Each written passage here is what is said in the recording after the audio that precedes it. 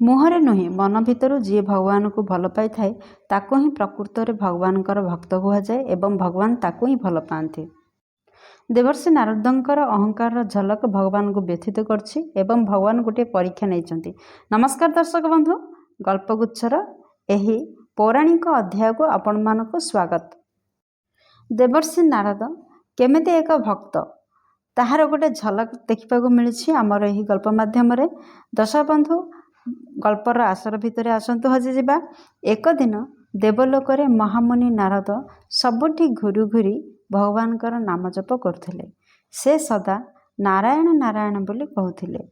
एही कारणरू से भाविले मु तो प्रतिदिन भगवान नाम नौछि, हेले विश्व रे जेते लोक अछंती समस्तଙ୍କ ठारू मु हेउछि बड़ भगवान भक्तटिए। मो भगवान सबुठारू बड़ भक्त। से एही कथा कहबाको नारायण पाखक गले। नारद कहले, प्रभु एही समस्त लोकरे मते सबुठारू बड़ भक्त किए कहतु। नारद कहले, भगवान मु भाबुछि कि मो ठारू बोधे ए लोकरे केही मध्य भक्तटिए बड़ भक्त नाहांती। भगवान विष्णु हसी कहले, नारद पृथ्वी रे एक चाषी अछि, से तुम ठारू बड़ भक्त। यह शुणी नारद आश्चर्य होइगले।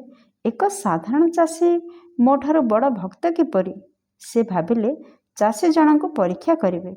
भगवान कहले, तुमे पृथ्वी को जाई तांको देखा कर। नारद पृथ्वी को गले एवं सेही चाषीर दिनचर्या को देखिले। से देखिले चाषीटी भोरु उठिबा मात्रे दुई थर नारायणकर नाम कहूछि, तापरे निज कर्मक्षेत्र को जीवा पाई अग्रसर हेउछि। पुणी दिन सारा बिलरे खटुछि एवं जेतेबेले घर को फेरे सेतेबेले नारायण नारायण दुई थर कहूछि एवं निजर शौच होई तापरे खाई पी टिके विश्राम नहीं पुणी खेत को बाहरी जाउछि।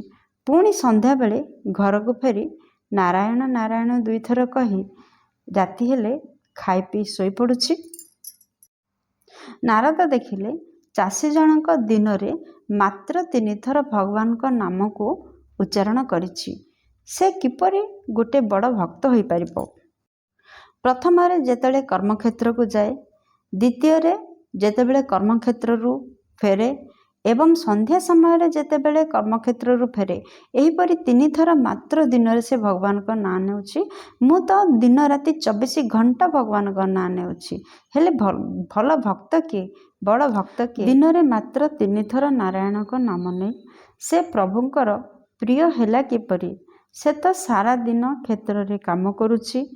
नारद मने मने हसिले, मु तो सारा दिन भगवान नाम नेउछि, एही लोक मात्र दिन रे 3 थर भगवान को नाम नौछि।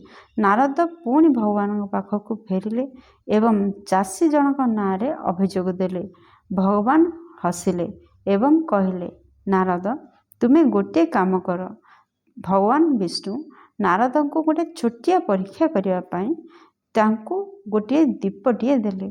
तेबे भगवान तांको गोटे जलंता दीप देले और से दीप रे तेल भर्ती करदेले एवं कहले, एही दीपटी को नहीं जाओ, समस्त देवलोक रे घूरी आस, किंतु एक बिंदु तेल मध्य तले जेपरि पड़िबनी, तार ध्यान रहिबो जेपरि। नारद बहुत सावधान रे तेल दीपटी को धरी देवलोक रे घूरी आसिले।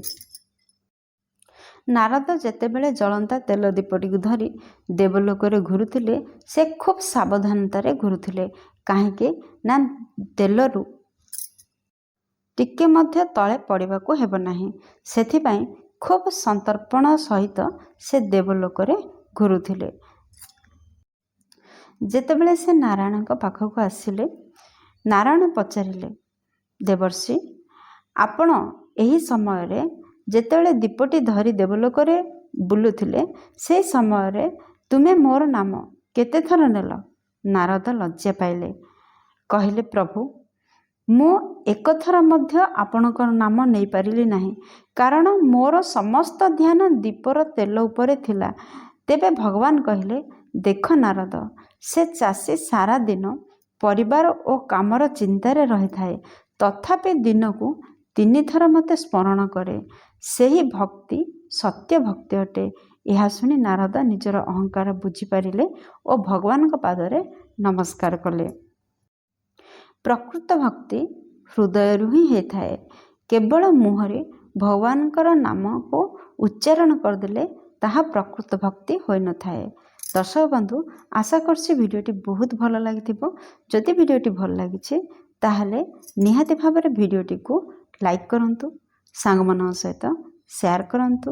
ଯଦି ଚ୍ୟାନେଲରେ ନୂଆ ଅଛନ୍ତି ଚ୍ୟାନେଲଟିକୁ ନିହାତି ଭାବରେ ଚ୍ୟାନେଲଟିକୁ ସବସ୍କ୍ରାଇବ୍ କରନ୍ତୁ। ଯଦି ଆପଣ ଫେସବୁକ୍ ପେଜରୁ ଦେଖୁଥାନ୍ତି ତାହେଲେ ପେଜଟିକୁ ଫଲୋ କରନ୍ତୁ। ଦର୍ଶକ ବନ୍ଧୁ, ଭିଡ଼ିଓଟିକୁ ଏପର୍ଯ୍ୟନ୍ତ ଦେଖିଥିବାରୁ ଆପଣଙ୍କୁ ବହୁତ ଧନ୍ୟବାଦ। ପୁଣି ଦେଖା ହେବ ଗଳ୍ପଗୁଚ୍ଛର ନୂଆ ଏକ ରୋମାଞ୍ଚକର ଅଧ୍ୟାୟରେ।